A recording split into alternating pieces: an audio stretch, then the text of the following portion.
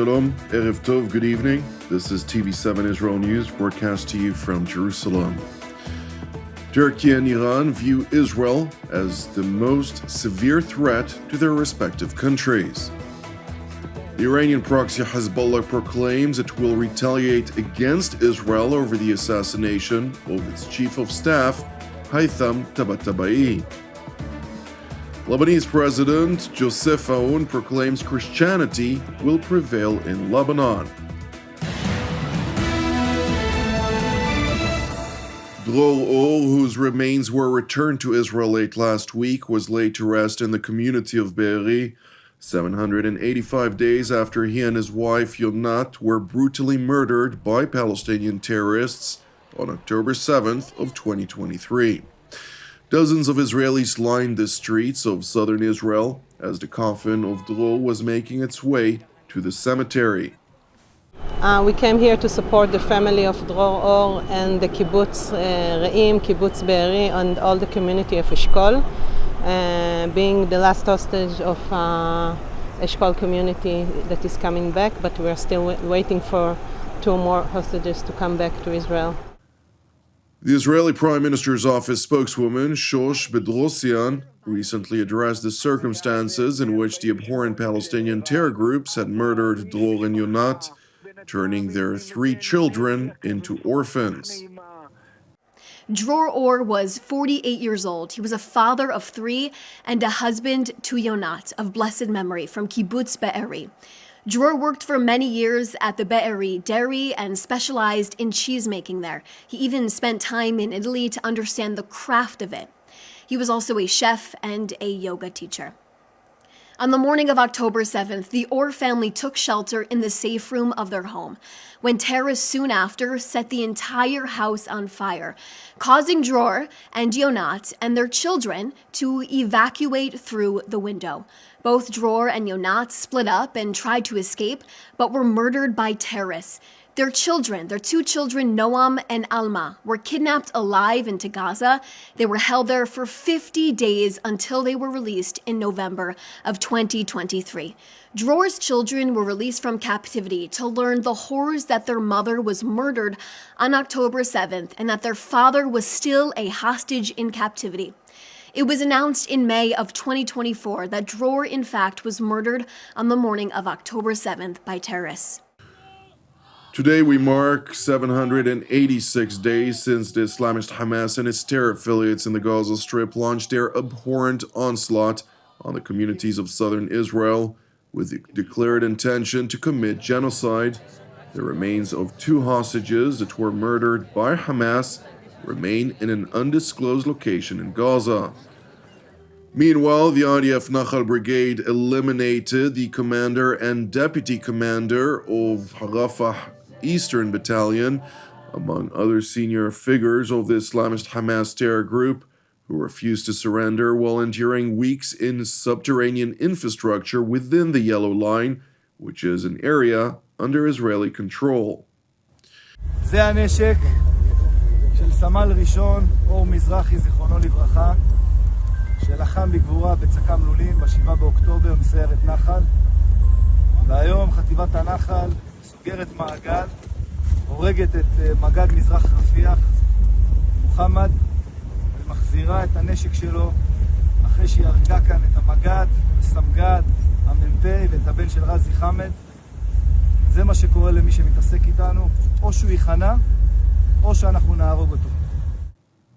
Turning to Tehran, where Iranian Foreign Minister Abbas Araghchi hosted his Turkish counterpart Hakan Fidan, during the course of which the two held discussions on regional developments and common interests. Subsequently, during a joint press conference, Ankara's top diplomat proclaimed that Turkey and Iran see eye to eye when it comes to the greatest regional threat, namely Israel. Türkiye-İran bölgenin 2 güçlü ülkesi. Bölgesel konuları da bu vesileyle masaya yatırdık. Başta Filistin, Gazze olmak üzere Suriye, Lübnan, İsrail yayılmacılığı, yürüyen nükleer müzakereler, Afganistan-Pakistan arasındaki gerginlik, bütün bunların hepsini kendisiyle görüştük. İsrail'in bölgesel yayılmacılığının bölgemiz için bir numaralı güvenlik tehdidi olduğu konusunda bütün bölge ülkeleri olduğu gibi biz de hemfikiriz. Amacımız Gazze'de büyük emeklerle oluşturulan ateşkesin devam etmesi ve bir sonraki aşamaya geçilmesi. It is important to highlight that Iran has been working tirelessly to rehabilitate its military capabilities amid assessments that another round of hostilities will likely break out between the Islamic Republic and Israel. Separately, Iran has also been proactive in its determination to rehabilitate its regional proxies, to include Hezbollah in Lebanon. According to Israeli officials, Iran understands that Israel will have to act against Hezbollah after the deadline for the terror group's disarmament expires by year's end. Therefore, Tehran has been racing to arm its proxy, a development that may spark high-intensity conflict earlier than expected. Meanwhile, in Lebanon, Hezbollah Secretary General Naim Qassem proclaimed that his group reserves the right to retaliate against Israel for the elimination of its Chief of General Staff, Haytham Ali Tabatabai. والموقف الذي أعلنه في مواجهة استشهاد الشهيد السيد أبو علي رضوان الله تعالى عليه وإخوانه هذا اعتداء سافر وجريمة موصوفة من حقنا الرد سنحدد التوقيت لذلك. Amid unrelenting activities by the IDF to enforce the November 24 ceasefire with Hezbollah in Lebanon, targeting Iranian installations and personnel on a daily basis, Hezbollah's Secretary General called upon the Lebanese state to utilize its military against Israel in defense of his Iranian proxy militia. إذا استمر العدوان على الحكومة التي تصدت أن تضع خطة للمواجهة وتستفيد من جيشها وشعبها بالإمكانات المختلفة. Meanwhile, ahead of Pope Leo XIV's visit to Lebanon, Naim Qassem cynically welcomed the visit of the head of the Catholic Church, voicing hope that the Pope would side with Hezbollah and Iran's so-called axis of resistance against Israel. نحن نرحب بهذه الزيارة في هذه المرحلة المفصلية، وإن شاء الله تكون للحبر الأعظم المساهمة في تعميم السلام في لبنان بتحريره وإيقاف العدوان والوقوف إلى جانبه كما عودنا وإلى جانب المستضعفين. After arriving in Lebanon, Pope Leo XIV voiced hope that peace would prevail in Lebanon. It is a great joy for me to meet with you and to visit this land where peace is much more than just a word. For here, peace is a desire and a vocation. It is a gift and a work in progress. Certainly, there are millions of Lebanese here and throughout the world who serve peace silently day after day.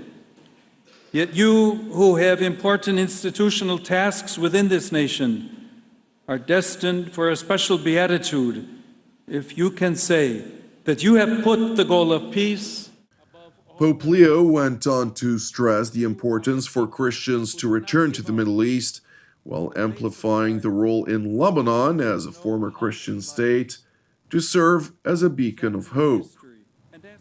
Indeed, the Church is not only concerned about the dignity of those who move away from their own countries. She does not want anyone to be forced to leave their country. Moreover, the Church wants those who wish to return home to be able to do so safely.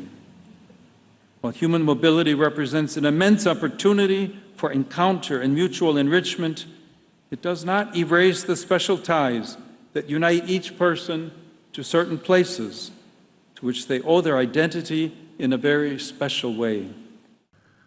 Lebanon's President Joseph Aoun responded to the Pope's call by proclaiming that Christianity will prevail in Lebanon.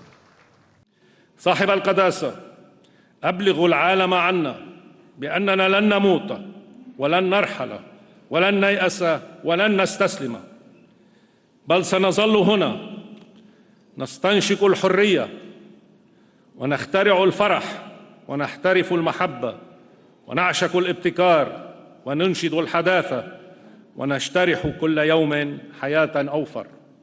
وجود المسيحية الحرة في لبنان شرط لاستمرارها وازدهارها في كل منطقتنا، ونحن نجزم اليوم بأن بقاء هذا اللبنان الحاضر كله الآن من حولكم هو شرط لقيام السلام والأمل والمصالحة بين أبناء إبراهيم كافة.